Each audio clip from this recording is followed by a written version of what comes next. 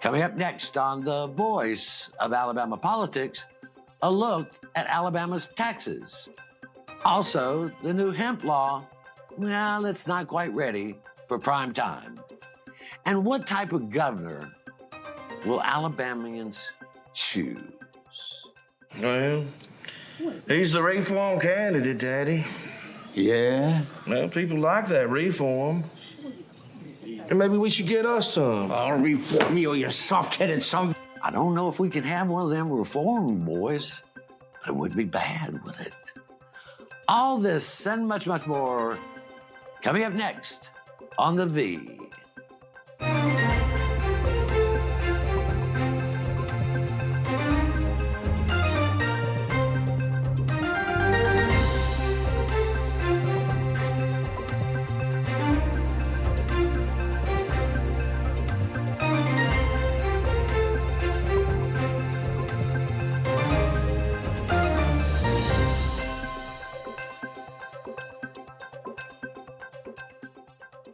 Welcome to The Voice of Alabama Politics, where we tackle the tough issues so you have the hard facts. I'm your host, Bill Britt, and as always, I'm joined by Susan Britt, research guru extraordinaire, and Josh Moon, investigative reporter and columnist at APR, and one heck of a great guy. Welcome. Nice.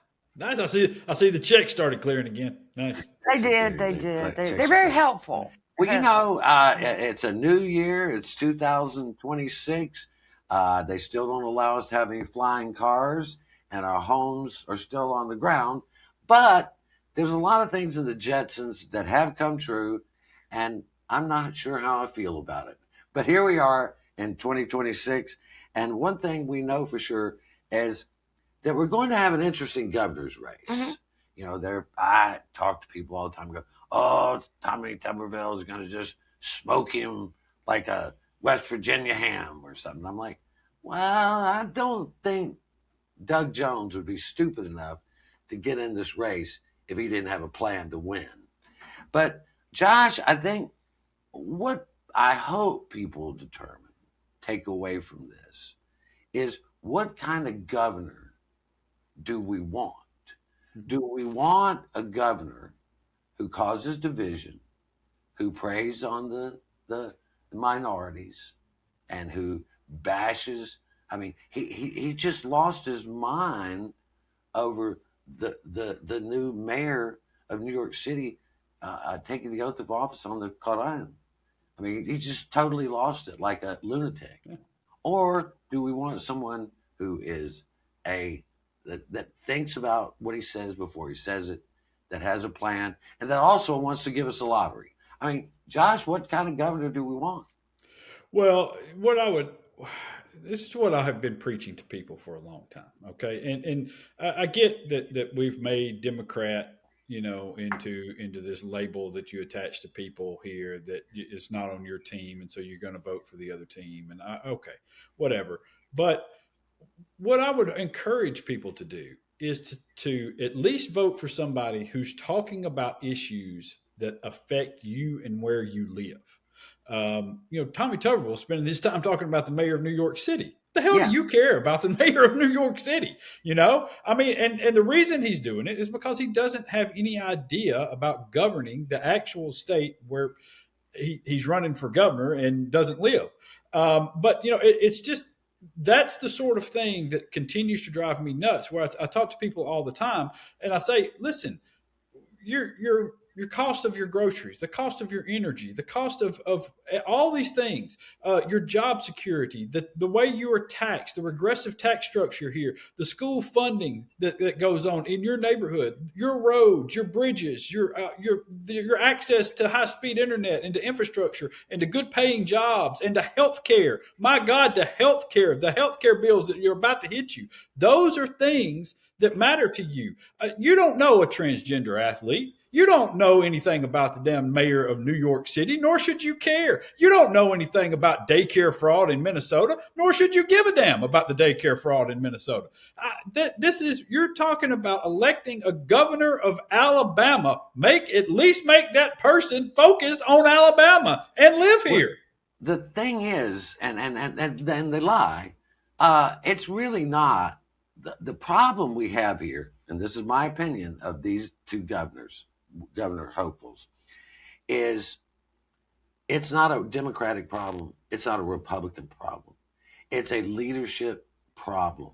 Mm-hmm. Are we going to lead for the people of Alabama? Or are we going to lead for the people in D.C. that promote all these outrageous things? And I think Tuberville is not going to lead for the people of Alabama. Well, it's like this. This is strictly up to the voters. The voters have got to be the ones that make this matter. I'm going to say it from now until November. This is not the Iron Bowl. This is not a vote for homecoming king. This is a serious vote for what do we want for our state? Do we want good health care? Do we want good roads? All of the stuff that Josh just went through. Or do we want someone who's going to lob bombs, who's going to divide, which, by the way, will interfere with companies wanting to come here, people wanting to invest in the state. That has a dramatic effect. So as a voter, please, for the love of God, take that into consideration. My team, your team, whatever. This is something that would affect your life and your children's lives going forward. I mean, I voted for Kay Ivey. Yes, twice. I voted for Kay Ivey because I felt she was a steady hand on the tiller, and I think she still is. Mm-hmm.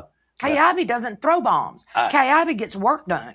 And Alabamans, we generally elect moderates, but Tommy Tuberville, bless his heart, is no moderate. But I think he just wants to be governor. I'm not sure he wants to actually govern. But we only got about a minute and a half. I want to get into this next one because I think it's just one of the silly things that we do during political season. There's a bill by Philip Pettis, a Republican, who wants an English-only driver's test. Mm-hmm. You know, the written part is in English only. Now, Mr. Pettis may not know his history well, but we do 11 languages here in Alabama, have for years and years and years. But to get a CDL license, it is only English only. And he's basing this on President Trump making a big deal out of these wrecks where Sikhs had gotten in wrecks. And they're making a big deal out of it because they were Sikhs. As far as I know, people who can't even speak, can't even verbalize things, can't drive. Yeah. I mean, this is another. This is one where this was back during Riley Erie. Went through this before. All this is going to do is drag this through the courts again. We don't have time for this foolishness. Stop it. The Alabama Supreme Court, Josh, said you can't do that. You can't make it so it's English only for just regular driver's license. No, it's stupid. Alabama Supreme Court. Yeah, it's a stupid thing to do because I mean it just people are going to drive. We're in a state where you have to drive because the public transportation in this state is sorely lacking, and so everybody's going to drive whether they have a license or not. And so this is a way to at least do that. I'll tell you what they need to put on there is figure out a way to translate to everybody to get the hell out of the left lane on the interstate. That would be very helpful if we could do that. If we could get everybody out of the left lane, that would be awesome. Well. And Greece, as long as we had a valid American driver's license, we could go rent a vehicle and drive it, even if we couldn't read the road signs. They expect you over there to be a responsible driver, but this is just more pandering and foolishness. But anyway, we're going to have to leave it right there. You're watching The Beat, the voice of Alabama politics. We'll be right back.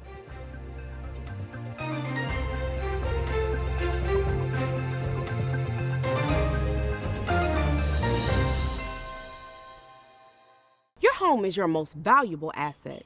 But what if someone tried to steal it from you? Property fraud is one of the fastest growing areas of fraud in the country today. As a district attorney, I've seen firsthand the devastating effects of property fraud. That's why I'm proud to support the Montgomery County Probate Court's REACT program. REACT is designed to protect your property and to give you peace of mind. By signing up, you'll receive an email notification if a document is filed against your property. This program is a game changer. It has the potential to prevent fraud and protect countless homeowners throughout Montgomery County. So don't wait. Sign up for REACT today and protect your home. Protect your home with React. Sign up today. Alabama has a hands-free driving law, and that means you can't hold your mobile phone while making a call. Oh, and no writing messages, recording, or watching videos either. Plus, you can only use a single button or swipe of a finger to answer a call. So what's a driver to do?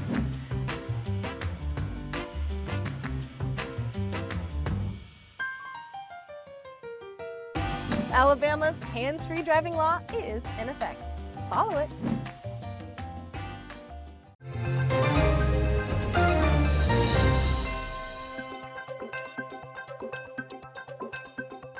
Welcome back to the V, the voice of Alabama politics. I feel like I can hear Gomer Pyle going, surprise, surprise, surprise, because the new hemp bill that outlaws basically any hemp products that have an intoxicating effect, although we're going to sell candies and gummies and drinkable hemp products. Susan, it went into effect on January 1, license, and people were supposed to be able to start selling this on January 1, but there was a problem. There were no licenses issued on January 1. Nobody has a license. And the people that we've talked to, they're trying to get a license. There's so much damn confusion, as they put it, I think they put it worse, that they don't know if they'll be able to get a license before they are out of business. But they're thinking February, maybe.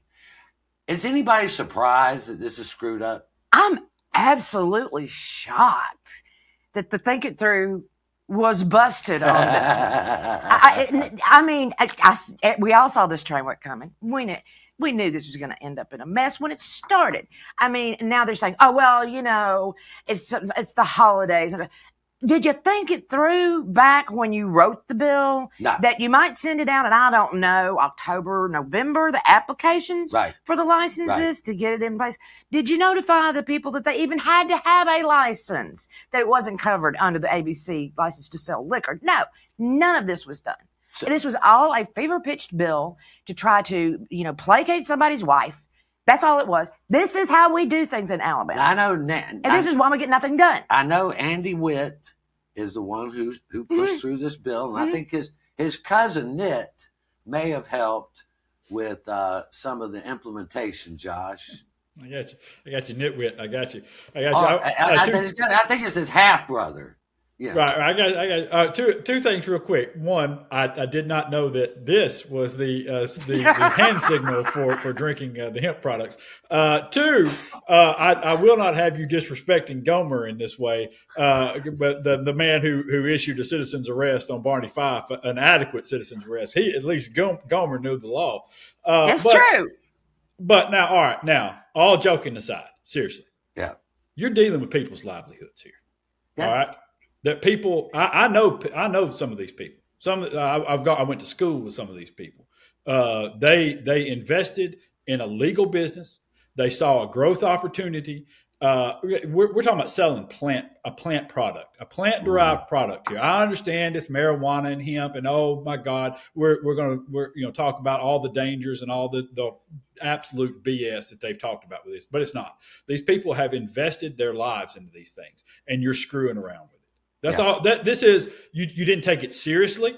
You didn't take any of this seriously. And now you screwed over thousands of people who live in this state because you were pandering to the alcoholic beverage folks. Well, they're good people, whatever.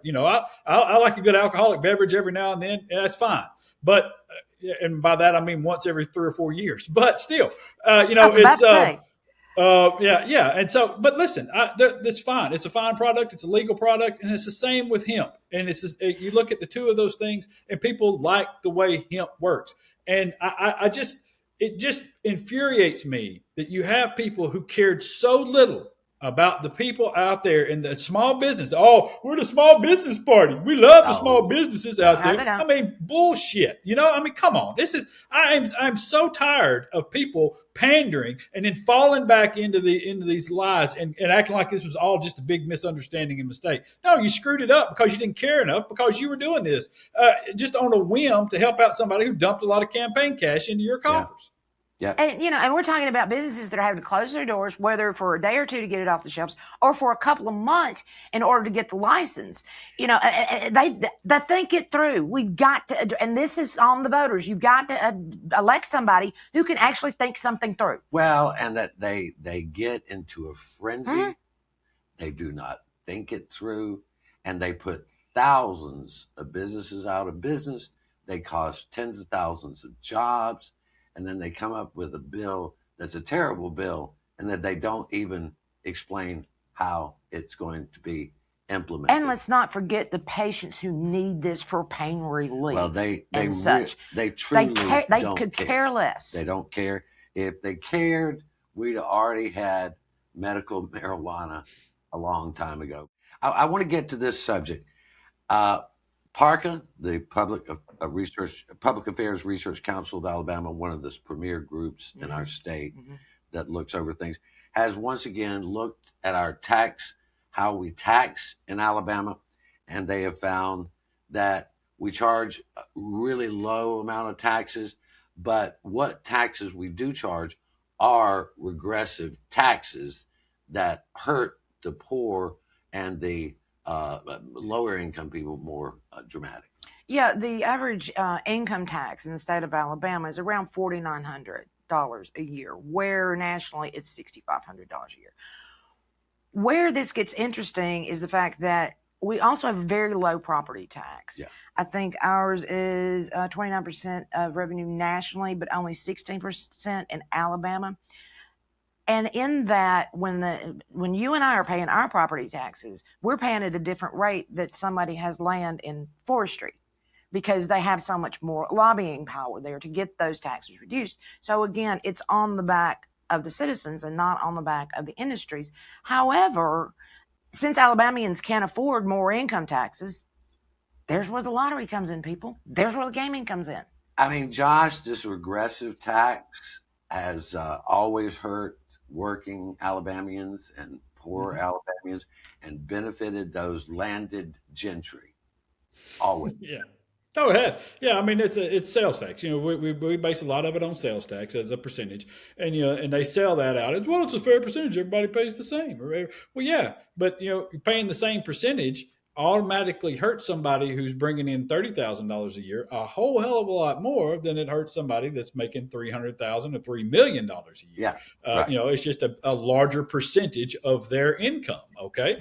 And so that is where that's why people call it a regressive tax, is because you're basically taking the same amount from the poor as you are from the rich. That's a regressive way to do things, because it limits people's ability to have that upward mobility economically. And that's why so many states do away with sales tax and instead focus more on property tax rates and to boost up their coffers, the revenue coffers. And so it's just, it's just the way that we want to do things, though, because we got rich people in charge.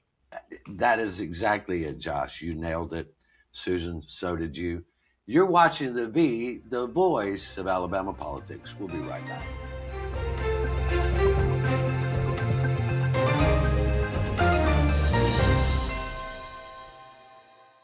Alabama has a hands-free driving law, and that means you can't hold your mobile phone while making a call. Oh, and no writing messages, recording, or watching videos either. Plus, you can only use a single button or swipe of a finger to answer a call. So what's a driver to do?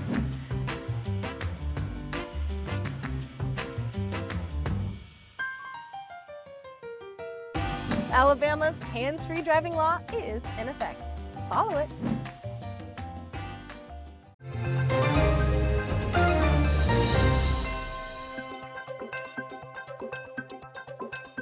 Welcome back to the voice of Alabama politics. Josh, we're seeing something that we have not seen in almost 15 years, or maybe 16 years. The Alabama Democrats are going to field a slate of candidates in all the it looks as, in all the constitutional offices that they can, and many, many more down ballot races. It looks like that there is finally going to be some good candidates at the top of the ticket as well as down ballot. And I was talking to a very high ranking Republican the other day, and he said, I got a call from a friend of mine in DC. Excuse me. Said, you better watch out. He said, because Doug Jones has got a plan. And do not underestimate what he's got in store for y'all. And I thought, well, dang. What do you think, Josh?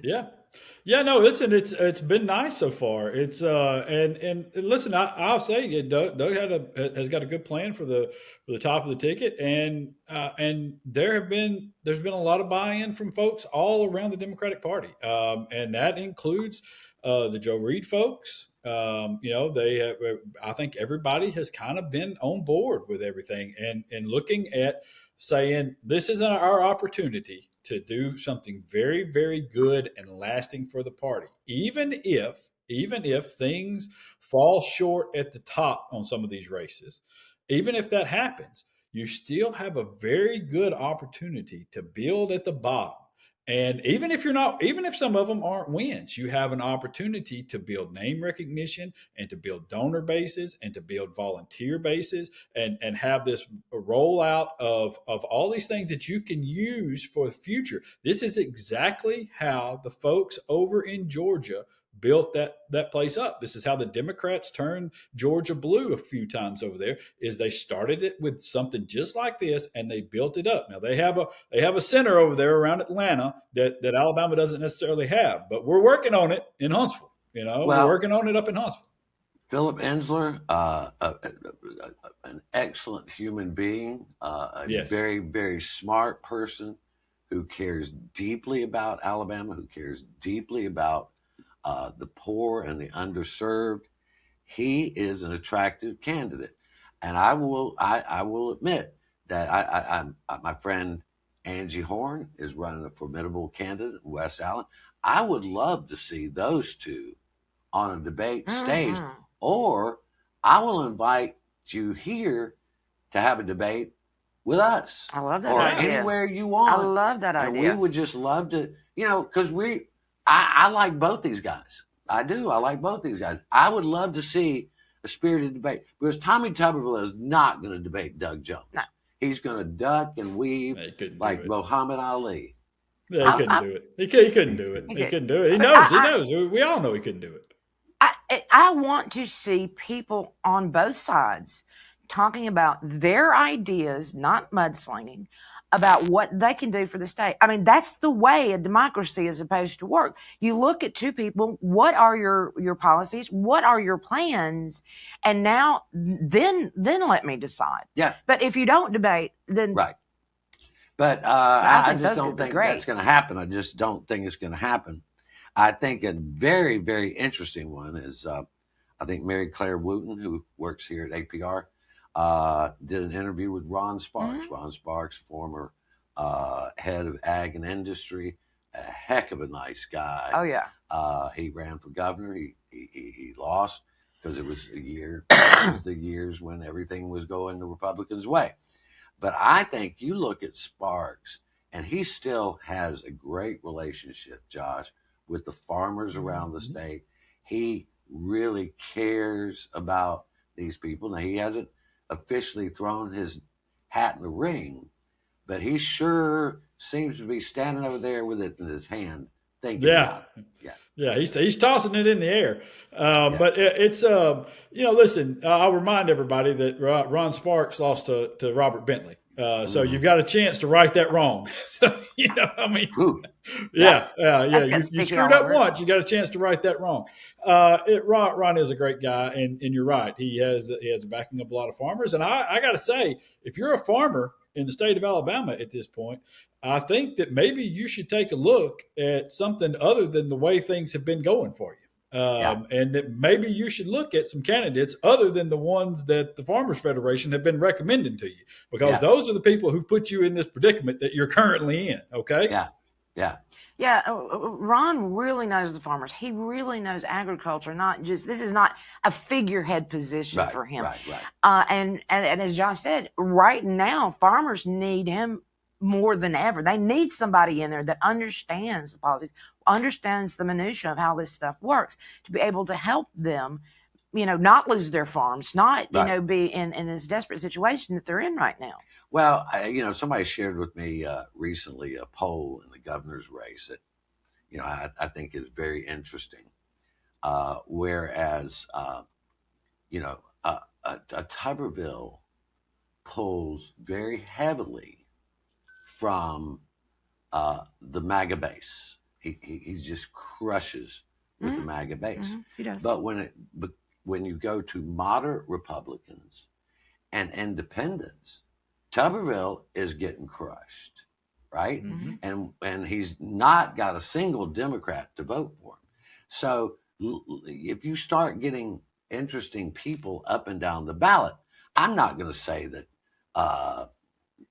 Democrats are going to take back the government or that they are going to win any of these seats. I don't have a crystal ball, but that was an interesting poll to me. And I think we got about 30 seconds. I think the thing is, can these candidates go out and make people think about their choices rather than, as Josh said before, just pick and vote for their team, even if their team sucks? I want to remind people, again, I'm going to continue to remind them now through November, that yes, if you want to, you can vote straight Republican ticket. But should you choose any of the candidates, whether it's Doug Jones, whether it's Ron Sparks, whether it's Philip Ensler, that you decide, maybe I like that guy a little more, you can check their name on the other side of that ballot, and it does not invalidate your vote. Right. You can vote straight ticket, and then it's called a double dot, I think. Isn't it I'll double? say this too. Listen, I understand the people have divided everything up into teams and all that. But every now and then, even when you're pulling for a team, every now and then you got to fire your coach. That's for sure. Tuberville knows how to keep all his money and still leave. But there you go. You're watching the voice of Alabama politics. You watch us because we watch them.